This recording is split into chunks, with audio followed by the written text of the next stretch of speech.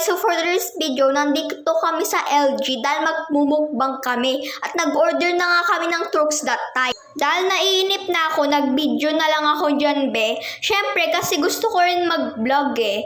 And then, yan, uuwi na kami guys. Pupunta na kami dun sa Lawson, be. Bago lang yun, new store lang siya.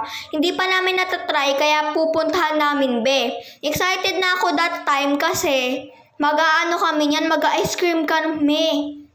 So, super excited na talaga ako, be. And yan, pababa na nga kami, guys. Papunta na kaming Lawson. Malapit lang naman dyan sa LG yung Lawson eh. So, pupuntahan na namin. So, super excited na talaga ako niyan, be. Kasi gutom na ako, syempre. Kasi guys, natulog talaga ako pagising ko, nagugutom ako. Medyo lang naman ako nagugutom. And yan na nga, ano na ako dyan, tatawid na nga kami. Syempre, nag-ingat rin kami sa pagtatawid.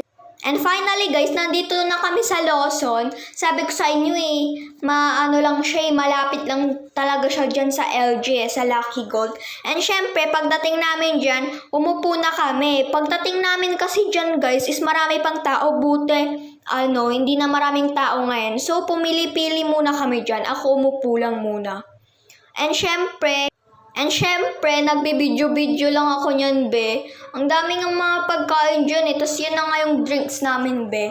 And pipili na nga ako ng mga kakainin ko dyan, be. Hindi ko nga alam anong pipiliin ko, be. Ikot ako ng ikot, nanggigigil ako, be. So yan, hanggang ngayon pumipili pa rin ako, oo. Hindi ko alam kung anong pipiliin ko. So ang pinili ko lang yung eggnog kasi parang gusto ko yan, be. And yan ulit, uupo na ulit ako, yun lang. So, syempre, babayaran na namin yung guys, yung kinuha namin. Yun lang naman kinuha namin, tapos nagtingin lang kami ng ice cream. Kaso, be, ang mahal niya, so hindi na lang kami bumili.